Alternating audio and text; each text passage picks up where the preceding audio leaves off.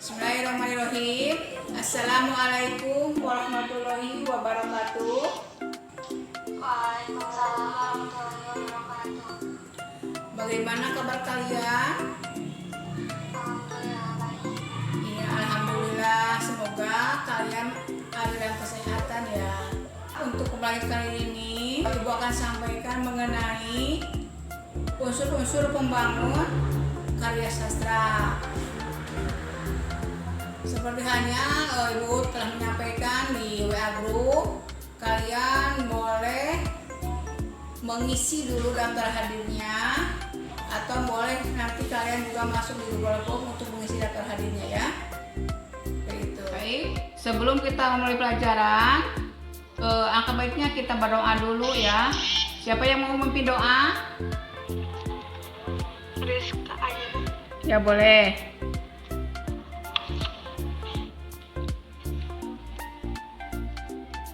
Ya Priska? Atau siapa?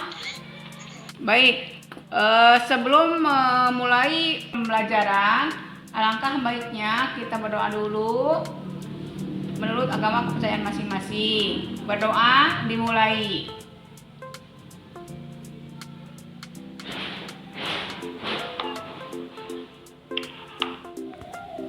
Doa selesai. Tadi Ibu sampaikan, kita akan membahas mengenai unsur-unsur pembangun karya sastra cerita pendek.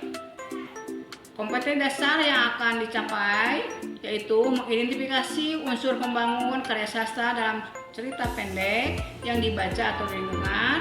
Yang kedua, menyimpulkan unsur-unsur pembangun karya sastra dengan bukti yang mendukung dari cerita pendek yang dibaca atau didengar. Tujuan pembelajaran yang akan dicapai yaitu peserta didik dapat membaca teks cerita pendek berupa tema, alur, tokoh, dan penokohan melalui pembelajaran discovery learning. Yang kedua, dapat mendaftar unsur pembangun karya sastra dalam cerita pendek mengenai alur, tema, tokoh, dan penokohannya.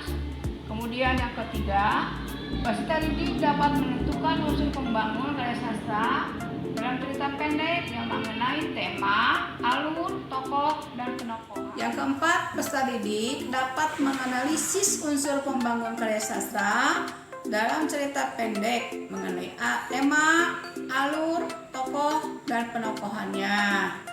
Nah, itu tujuan yang akan dicapai nanti ya. Ya, apa coba? Mungkin kalian pernah membaca ya, ataupun misalnya pernah menulisnya juga cerita pendek. Silakan, ada yang mau menjelaskan? Rizka bagaimana? Yang dimaksud cerita pendek bukan? Iya. Iya. Boleh. Karya sastra pendek. Iya. Oh, cerita pendek karya sastra yang fiktif. Ya, mungkin siapa lagi yang mau mencoba menjelaskan tentang apa itu cerita pendek? Ya, Fadila bagaimana? Oh, Apa itu cerita pendek yang Fadila tahu? cerita yang pendek tapi padat, jelas. Ya. Udah itu. Bagus ya, jempol untuk kalian yang sudah berani mengungkapkan. Nah, cerita pendek itu atau bisa juga disebut cerpen ya, merupakan salah satu ragam dari jenis prosa yang relatif pendek, selesai dibaca satu kali duduk. Paham ya? Bagaimana? Bu. Ya, terima kasih. Sebelumnya ada yang tahu mengenai unsur cerita pendek? Coba ada yang mau menerangkan satu orang saja boleh? Yang kalian tahu tentang unsur intrinsik cerita pendek. Ya, silakan. Tema. Ya. Tokoh, penokohan. Ya. Alur. Ya. Sudut pandang dan gaya bahasa. Aduh, pintar ya. Bagus. Mana Fadila? Ya, bagaimana pendapat Fadila tentang sudut pandang? Ya. Sudut pandang adalah teknik bercerita pengarang dalam menyajikan suatu cerita fiksi. Lanjut mengenai gaya bahasa, silakan. Yang tahu tentang gaya bahasa itu apa? Silakan. Gaya bahasa Ya. adalah cara di mana pengarang menguraikan cerita yang dibuatnya atau definisi dari gaya bahasa. Yaitu cara bagaimana pengarang cerita mengungkapkan isi pikirannya lewat bahasa. Ya, bagus. Ya, itu pendapat dari Tiga. Jadi gaya bahasa itu ciri khas dari pengarang ya, atau dari penulis yang menyampaikan tulisannya kepada publik menggunakan majas, diksi, ya, amanat ya.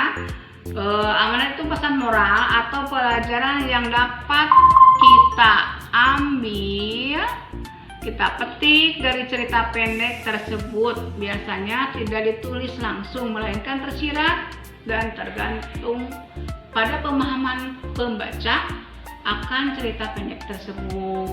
Untuk menambah pemahaman kalian nih mengenai unsur-unsur intrinsik, tadi ya sudah disampaikan. Sekarang mengenai unsur ekstrinsiknya nih. Unsur ekstrinsik cerita pendek ya. Unsur ekstrinsik cerita pendek yang berada di luar karya sastra tersebut ya.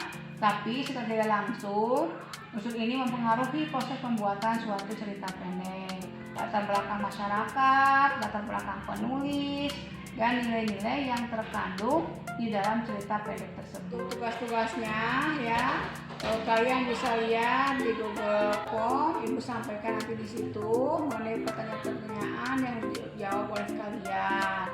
Baik, alhamdulillah materi telah ibu sampaikan dan juga kalian masih ditunggu untuk menyelesaikan tugasnya ya. Selanjutnya kita di pertemuan berikutnya akan membahas mengenai struktur cerita pendek dan juga mengenai kebahasaan cerita pendek itu ya. Nah, sebelum mengakhiri pembelajaran kali ini,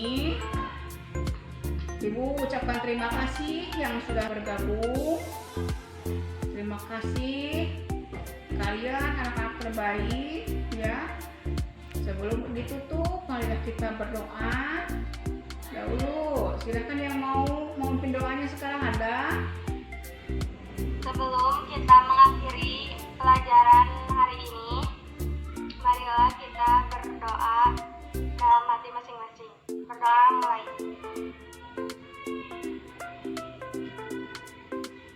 Berdoa selesai. Terima kasih anak-anakku. Pembelajaran kali ini sudah selesai.